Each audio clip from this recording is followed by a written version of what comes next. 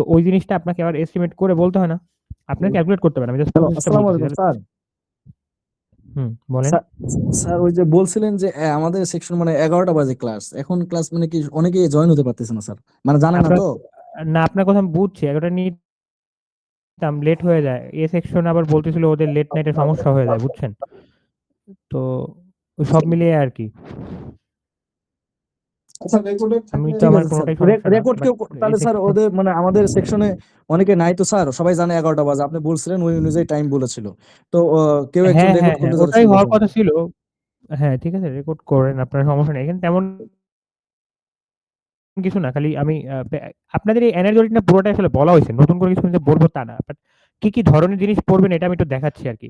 ঠিক আছে, ইম্পর্টেন্ট আচ্ছা এই, স্যার, রেকর্ড এটা আমি রেকর্ড দিয়ে দিব দিয়ে না দেন এই আমাকে। ফাইলটা, এই ফাইলটা দিয়ে দিব, ফাইল দেওয়া থাকলেও বুঝবেন আর কি। আচ্ছা, তারপরে আছে হচ্ছে ওয়ার্কফ্লো, খেয়াল করেন ওয়ার্কফ্লোর জন্য হচ্ছে এই পার্টটা থেকে পড়বেন। হুম, এই যে মেথোডোলজিতে পার্ট আছে না, determine energy consumption, estimate the scope for saving, ident, আচ্ছা ওয়েট আ মিনিট,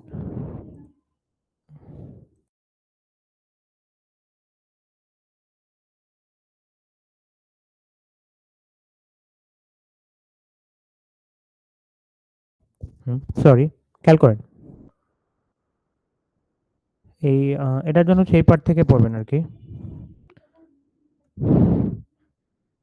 এই যে দুইটারই মেথোডোলজি আছে না, এটা এখানে একটা ওয়ার্কফ্লো হয়ে যায় আসলে, এই পয়েন্টগুলো সেট রাখলে আপনার ওয়ার্কফ্লো হয়ে যাচ্ছে। তো এই যে এত বিস্তারিত যে আপনি লিখতে হবে তা না, আপনি মোটা দাগগুলো দেখেন আর কি, মানে একদম ফার্স্টে হচ্ছে ডিটেল যে অডিটটা আমি বললাম, তো ওটা তো অনেক কিছু ইনভলভ, একদম টেকনো ইকোনমিকের সব সাইডই মোটামুটি ইনভলভ, আপনার হচ্ছে একটা নতুন কিছু প্রডিউসও করা লাগতে পারে। তো আগে একটা প্রিলিমিনারি ওদের আইডিয়া দিতে হয়, ঠিক আছে, একটা ট্রেলার মতো আগে একটা প্রিলিমিনারি আইডিয়া দিবেন, তো ওই জিনিসটা হচ্ছে মানে প্রি হয়ে যায়, আগেই ওটুকু করে রাখতে হয়, এই জন্য ওইখানে একটা অডিটের আগেই প্রিপারেশনের ব্যাপার থাকে। এটা দেখেন, এনআরডি অডিট প্রিপারেশন, প্রিপারেশনটা কি, প্রিপারেশনটা হচ্ছে আপনি যেহেতু বড় অডিট, এটা হুট করে আপনি করতে পারবেন না, এটা নিজের একটা প্ল্যান থাকতে হবে, অ্যাকশন প্ল্যান আর কি।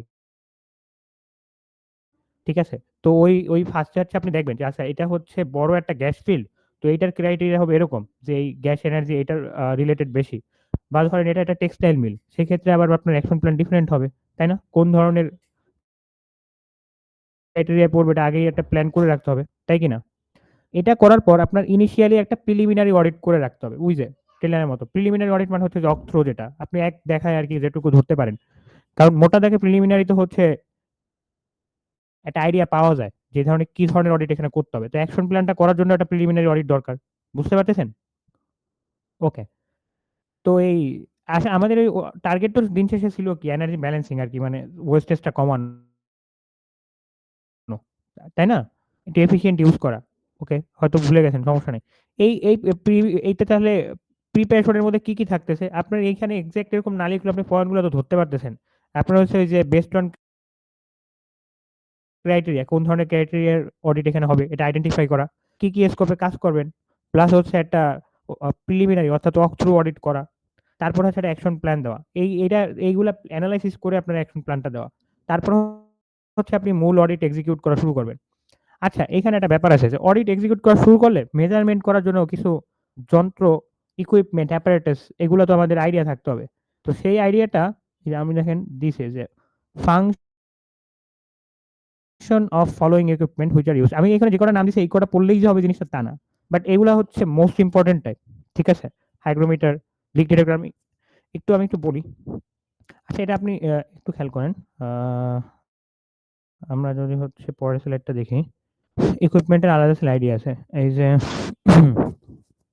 ওকে, ইকুইপমেন্ট লিস্ট ফর খুব সুন্দরভাবে সাজানো আছে, তো এখানে আপনার পড়াটা খুব কষ্ট না, আশা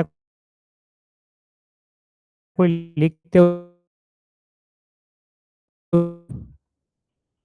17টা ইকুইপমেন্ট আছে, তো 17টা মুখস্থ করতে হবে জিনিস কিন্তু এরকম না, আপনি আপনি বলেন তো, মানে এমনিই বোঝা যায়, লাইক এসি মিটারের কাজ কি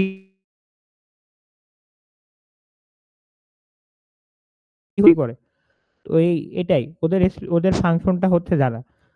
তো এই যে দেখেন আমি যেগুলো লিখছি এগুলো একটু বেশি বেশি করে দেখবেন আর কি, হাইগ্রোমিটার, লিক ডিটেক্টর, ডিটেক্টর, ঠিক আছে, এই কাজগুলা। আচ্ছা, কথা কি শুনতেছেন? জি স্যার, শোনা যাচ্ছে। হ্যাঁ, না মানে শুনতেছেন কিনা আপনারা আর কি? জি স্যার, শোনা যাচ্ছে। ঠিক আছে, হ্যাঁ শোনা যাচ্ছে, বুঝতেছি আপনারা শুনতেছেন কিনা এটাই আর কি। ফ্লু গ্যাস অ্যানালাইজ মানে মনোযোগ দেওয়া বোঝাচ্ছে আর কি, নট ফিজিক্যালি শোনা। কেউ একজন বলেন তো ফ্লু গ্যাস অ্যানালাইজার কি করতে পারে, মানে এনি আইডিয়া?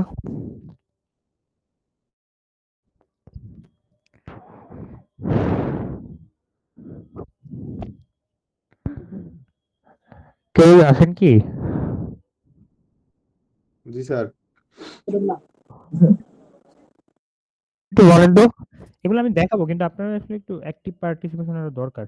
তো আগে একটু সিলেবাস নিয়ে আইডিয়া হলে আপনারা নিজেরা ওয়াক থ্রু করলে ওটার উপরে বুঝতে পারবেন। এই জন্য আগে আইডিয়াটা দেওয়ার চেষ্টা করতেছি। আচ্ছা যাই হোক, ফ্লু গ্যাস অ্যানালাইজার কেউ নামই শুনেন না এখনো?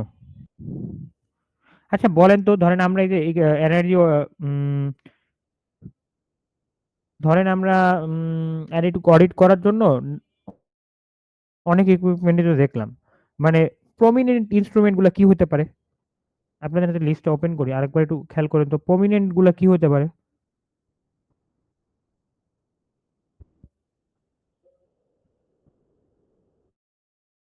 কেউ কি আছেন?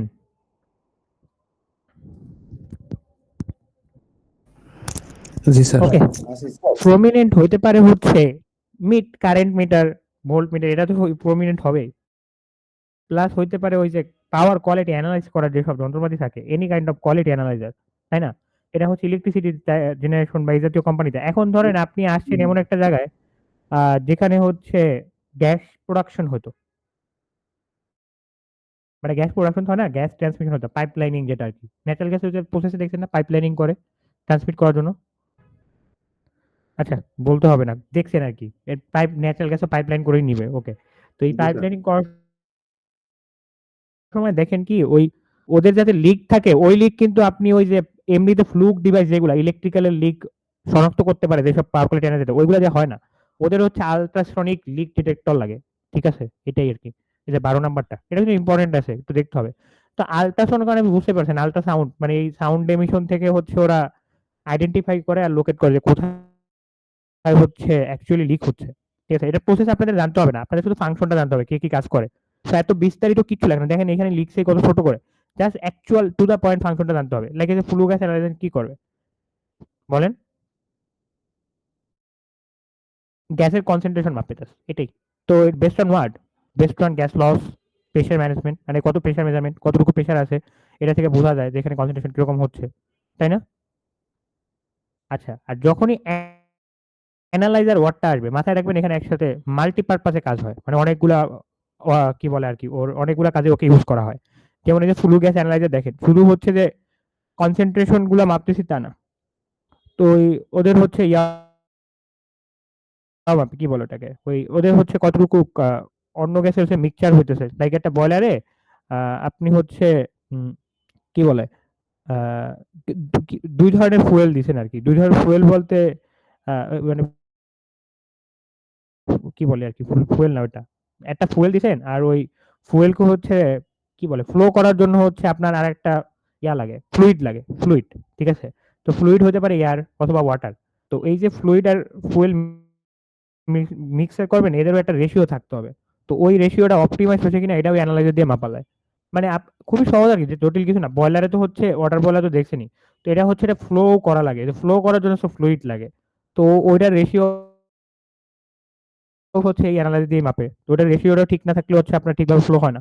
ঠিক আছে, এরকম নানা জিনিস থাকতে পারে অ্যানালাইজারে। আচ্ছা, তারপরে আর একটা প্রমিনেন্ট ডিভাইস বলেন তো কি হতে পারে? ধরেন আপনি এটা বড় কি বলা যায়, পাওয়ার জেনারেট করছে, কিন্তু ওই অক্সিলারি সাবস্টেশন, ওদের সাথেই কিছু সাবস্টেশন আছে একদম জেনারেশনের পাশাপাশি, থাকে না প্রাইমারি গ্রিড সাবস্টেশন যেগুলা। তো ওইখানে একটা স্পেশাল যন্ত্র রাখতে পারে, এখানে কি নামটা আছে? আচ্ছা, এই থার্মাল ইমেজার আছে। ওকে, এটাই আর কি, থার্মাল ক্যামেরা আর কি, ইনফ্রারেড ক্যামেরা যেটা। ওইখানে কি করে জানেন, ওই যত হটস্পট কানেকশন আছে, মানে সুইচ গিয়ারের কানেকশন, আইসোলেটরের কানেকশন, মোটর ট্রান্সপোর্ট যেখানে কানেক্ট হচ্ছে, এই কানেকশন গুলা ঠিকভাবে আছে কিনা, লুজ করছে কিনা, মানে এই কানেকশন গুলো থেকে অনেকগুলো এনার্জি লস হয়, আপনারা জানেন কিনা জানি না। এই লুজ কানেকশন থেকে বিশাল এনার্জি লস হয়, ঠিক আছে। আর একটা সেফটি রিস্কের ব্যাপারটা আছেই। তো এগুলা ডিটেক্ট করে হচ্ছে এই যে ইনফ্রারেড ক্যামেরা। ইনফ্রারেড কি করে বলেন তো? কেউ ইনফ্রারেড আইআর সেন্সর নিয়ে কাজ করছেন এখনো? ইনফ্রারেড হচ্ছে থার্ম সেন্স করে, তাপমাত্রা। আপনার ওই যে হাত দিলে মনে হচ্ছে সেন্স করতো আইআর যে সেন্সর গুলা, আসলে আপনার টেম্পারেচার সেন্স করছে ও, আর কিছু না। কোনো বাধা ওই যে মনে করছেন হয়তো রেল লাইন ক্রসিং এ জি করে, স্যার। এগুলো তো কমন প্রজেক্ট অনেক। হ্যাঁ, তো ওই আর কি, তো এটাও কিন্তু ইউজ হয়। ওই যে এখানে নাম দিছে কি, এটা এখানে নাম দিছে থার্মাল ইমেজার, ওইটা আসলে এটা মূলত ইনফ্রারেড ক্যামেরা, থার্মাল ইমেজার যেটা, ঠিক আছে।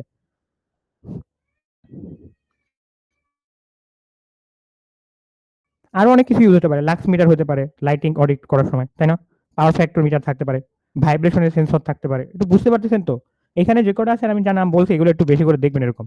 আমি বিষয়টা আবার বলবো, আপনাদের টপিক মূলত এগুলাই আর কি, ঘুরে ফিরে। আচ্ছা, গেল এটা। এই ধরনের কিছু পড়াশোনা করবেন। আহ, ও আচ্ছা, এই যে কম্প্যারিজন, ডিটেইলড অডিট আর প্রিলিমিনারি অডিটের comparison, which one is better in terms of what, এটা পারতেই হবে, ঠিক আছে। এই দুইটা বিশেষ করে ফাংশন আর কম্প্যারিজন ভালো করে পড়বেন, হ্যাঁ। তো ফাংশন আমি মোটামুটি ইম্পর্টেন্ট যেগুলো আছে, লাইক ইনফ্রারেড থার্মোমিটার আর ফ্লু গ্যাস অ্যানালাইজার, এই দুটো বললাম আর কি। বাকিগুলো আমার কাছে মনে হয়েছে স্ট্রেট ফরওয়ার্ড। তারপর আমি পড়াবো আজকে, একটু টাইম নিয়ে পড়াতে পারলে ভালো হতো আর কি, যেন ছয়টা বলছিলাম। আর আগে বলা লাগতো, সরি। যাই হোক, comparison of different types of plant based on type. ও, এটা তো করেছি। লাইক ওই যে আমরা একটা ইয়া করছিলাম, মনে আছে? যে দুই ধরনের প্ল্যান্ট নিয়ে কাজ করছিলাম, একটা কম্বাইন্ড সাইকেল ছিল, আরটা কি ছিল, আরটা মনে হয় কোল বেস ছিল, মনে আছে? তারপর জি স্যার। দেখছিলাম যে কম্বাইন্ড সাইকেল বেটার হওয়ার সত্ত্বেও আমরা কোল বেস বেশি ইউজ করি। আহ, কেন করছিলাম মনে আছে? কারণ কম্বাইন্ড সাইকেলে ফুয়েল কস্ট অনেক বেশি ছিল, তো ওটা ডোমিনেটিং, মনে আছে? জি স্যার, সেজন্য কোল যেহেতু আমাদের খরচ কম লাগে সেজন্য। হ্যাঁ, কস্টের, হ্যাঁ ওইটাই, কস্টের হচ্ছে ডোমিনেটিং ফ্যাক্টর। যদিও আমরা দেখছিলাম যে ইঞ্জিনিয়ারিং পার্সপেক্টিভে গভর্নমেন্ট সাইকেল বেটার হওয়ার কথা ছিল। এনিওয়ে, আচ্ছা এখানে একটু কথা আছে যে এলএনজি প্রসেস আর ন্যাচারাল গ্যাসের প্রসেসের মধ্যে যে কোনো একটা আপনাদের সিলেবাসে থাকবে, এটা কোনটা আপনারা রাখবেন এটা আমাকে একটু জানাবেন। আপনার যেটা সুবিধা মনে হয়, এগুলো দুটোই ম্যাম পড়াইছে আসলে। স্যার ন্যাচারাল গ্যাস দিলে মনে হয়। এটা একটু সবাই ডিসকাশন করে, আপনি তো একা মত দিচ্ছেন আর কি, আমাকে একটু সাথে সাথে জানেন, কারণ আমি কোশ্চেন করে ফেলবো তাহলে। এই যে আমি মোটামুটি সাজাইছি আর কি, কি ধরনের জিনিস রাখবো না রাখবো, এটা নিয়ে একটু ডিসকাস করতেছি আজকে। কালকে ওইগুলো নিয়েই করবো, কারণ আপনাদের কাছে পড়াটা বেশি জরুরি। পড়লেই শিখতে পারবেন, জটিল কিছু নাই এখানে। আপনারা পড়েন নাই বোঝা যাচ্ছে আগের মিড টার্মে। আচ্ছা, এনার্জি পলিসির পার্টটা মূলত হচ্ছে আপনাদের ক্লাস নিব আমি কালকে থেকে, ঠিক আছে। একটু খেয়াল করেন কি কি নিব, আপনারা একটু একবারটাও দেখে রাখবেন। এই যে মূলত সিকিউরিটি, এনভায়রনমেন্টাল প্রোটেকশন, তারপর এনার্জি এফিসিয়েন্সি, সাপ্লাই, ইনফ্রাস্ট্রাকচার, এগুলার জন্য কি কি পলিসি নেওয়া হয়েছে, কি কি স্টেপ নেওয়া হয়েছে, ঠিক আছে। ওকে। আর এই জিনিসটা অনেক ইম্পর্টেন্ট, এই জন্য আলাদা করে দেখাচ্ছি, সিকিউরিটি আর এনভায়রনমেন্টাল সাস্টেনেবিলিটি, ঠিক আছে। তাহলে এখনো নেওয়া যায়, আজকে আসলে একটু টাইমের ধরেন বাংলাদেশে একটা উম, আচ্ছা ওটা ওটা অডিটের পর্যায়ে পড়ে যায়। অডিট নিয়ে আমরা চিন্তা না করি।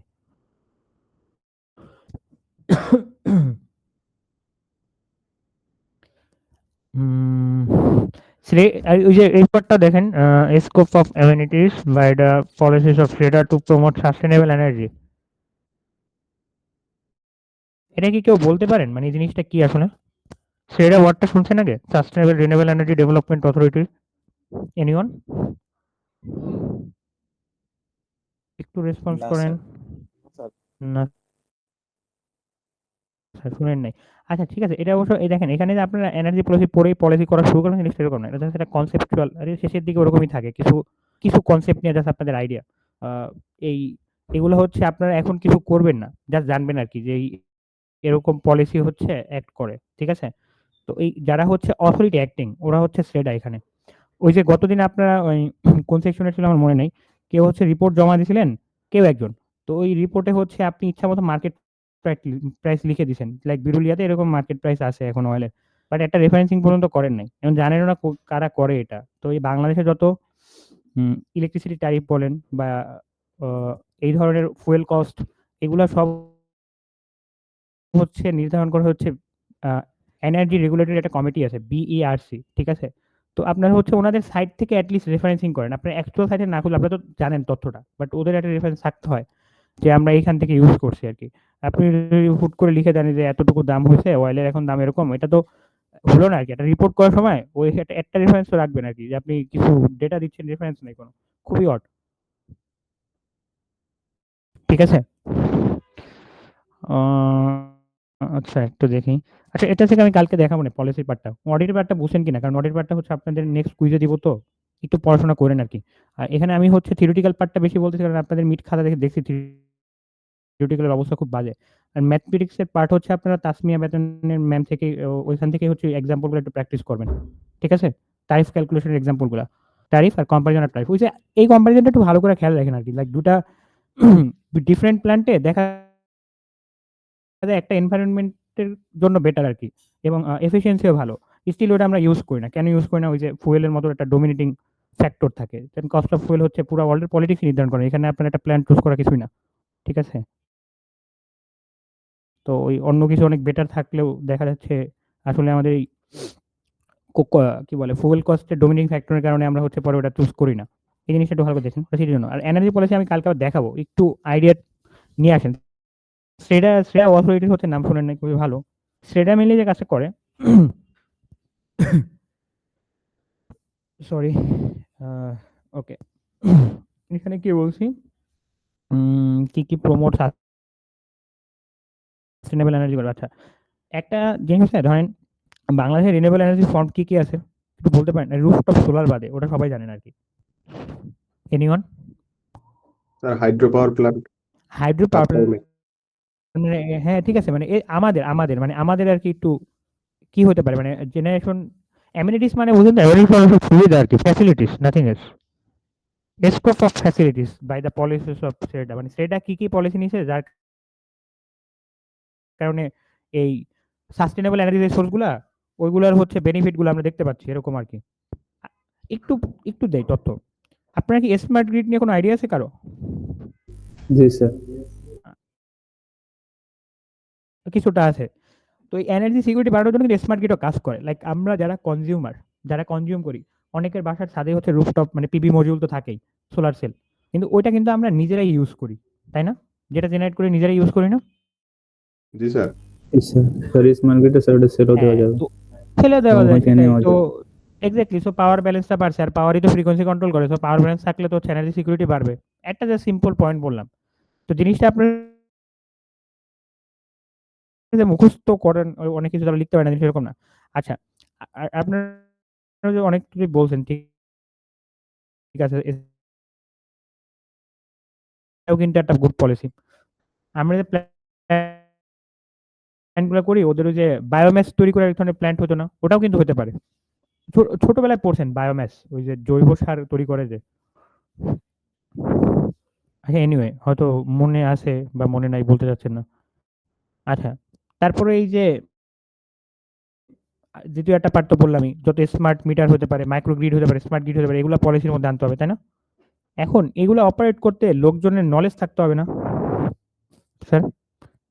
এই যে আপনি হুট করে জি স্কারে স্যার। নিয়ে আসলেন এক সিস্টেমে ধরেন, বা হুট করে স্মার্ট আইডিয়া নিয়ে আসলেন, এখন তো বিলিং সিস্টেমটাও ডিফারেন্ট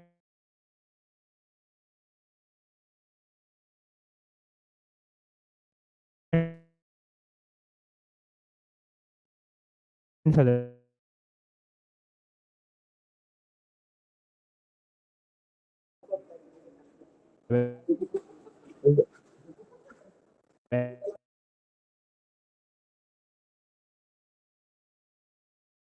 স্যার আপনার মাইক এখন দিয়ে সাউন্ড আসতেছে না।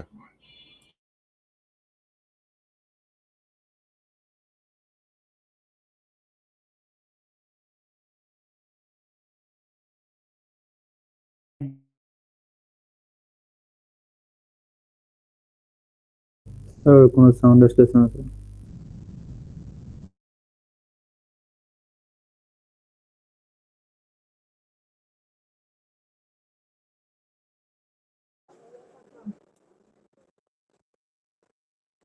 আসসালামু আলাইকুম স্যার।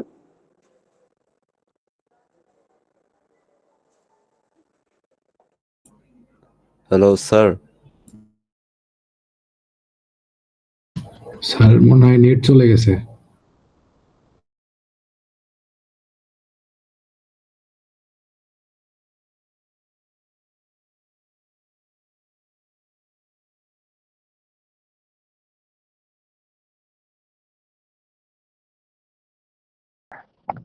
জি স্যার। হ্যালো, স্যার জি স্যার বুঝতেছিলাম। কি সর্বশেষ কি বলছি একটু বলেন তো, তাহলে বুঝতে পারবো। স্যার ওই যে সারদা টু তো প্রমোট সেটা নিয়ে আলোচনা করতেছিলেন। নিয়ে আলোচনা করতেছিলেন।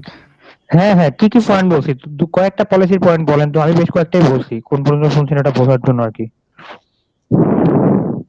স্যার যে স্কিল লোকজন দরকার বিলিং সিস্টেম করার জন্য। হ্যাঁ, সেটাই। এটা একটা গেল। তার মানে একটা ওকে স্কিল হবে না। যে ফাইন্যান্সিয়াল একটা মার্কেট নতুন করে তৈরি হবে, এটা তো বুঝতে পারছেন। কারণ ওই যে বললামই তো, যেসব ডিস্ট্রিবিউটর কোম্পানি আছে ওরা যদি এগুলা আনতে চায়, তো ওদের হচ্ছে কি ইকোনমিতে একটা বিশাল ধস নেমে যাবে। কারণ বিশাল রিসার্চ ওয়ার্ক করে টোরে তারপর হচ্ছে নতুন ইকুইপমেন্ট এনে তারপর এগুলা হচ্ছে ইমপ্লিমেন্ট করতে হয়, তাই না? স্মার্ট মিটার, ইএমআই এগুলো যদি ইমপ্লিমেন্ট করে, তো তখন দেখবেন কি এমনিতে ট্যারিফ ক্যালকুলেট করতে গিয়ে ট্যারিফ বেশি চলে আসবে। তো সরকার বলবে নো, এত ট্যারিফ তো দেওয়া যাবে না। তখন কি নতুন একটা সাবসিডি স্কিম করতে হবে। এই যে নিউ সাবসিডি স্কিম, এটা একটা পলিসির পার্ট।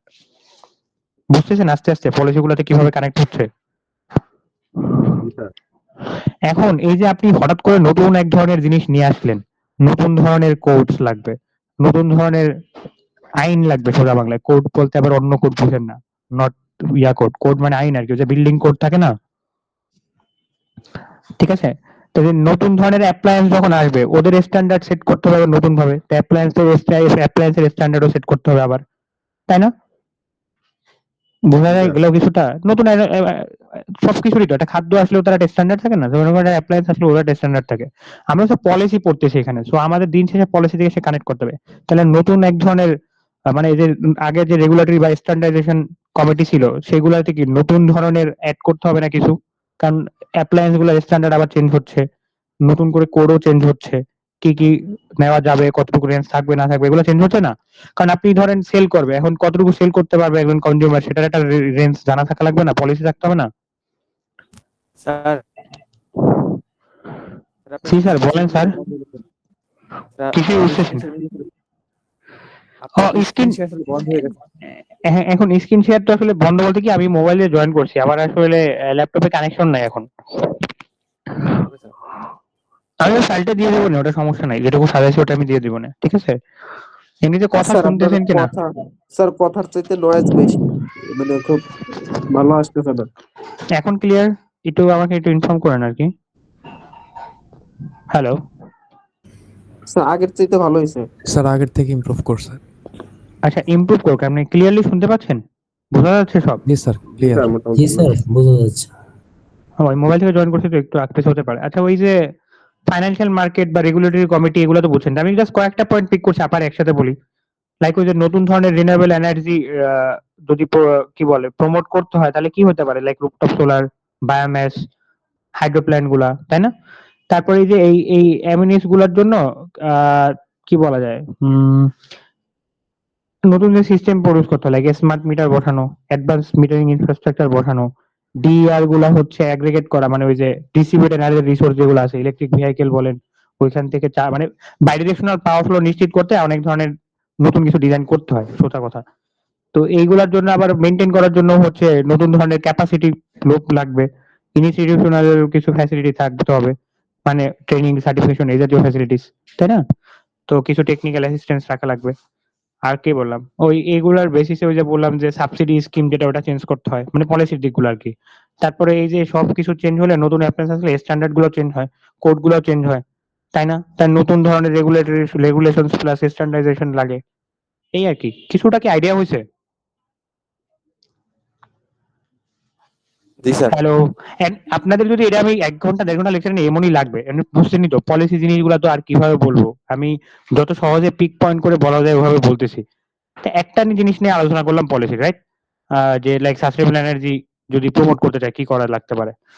আমরা আগামী দিন হচ্ছে ওই যে বাকি পার্ট নিয়েও করবো, লাইক এফিসিয়েন্সি, সাপ্লাই ইনফ্রাস্ট্রাকচার, অথবা হচ্ছে ওই যে ইথিক্স আর এনভায়রনমেন্ট সাস্টেনেবিলিটি, ওই পার্ট গুলো নিয়ে আলোচনা করবো, ঠিক আছে? জি স্যার। তো আমি হচ্ছে আপাতত অ্যাটেন্ডেন্স নেই, বেশ টাইম হয়েছে, আমার আসলে 8টা একটা অ্যাটেন্ড করতে হবে প্রোগ্রামে, এই জন্য তাড়াহুড়ো করে আপনাদের আগে ডাকা। জাস্ট আমাকে একটু টাইম দেন। স্যার পিডিএফটা দিয়ে দিলে ভালো হয়। ওই ওয়ার্ড ফাইলটা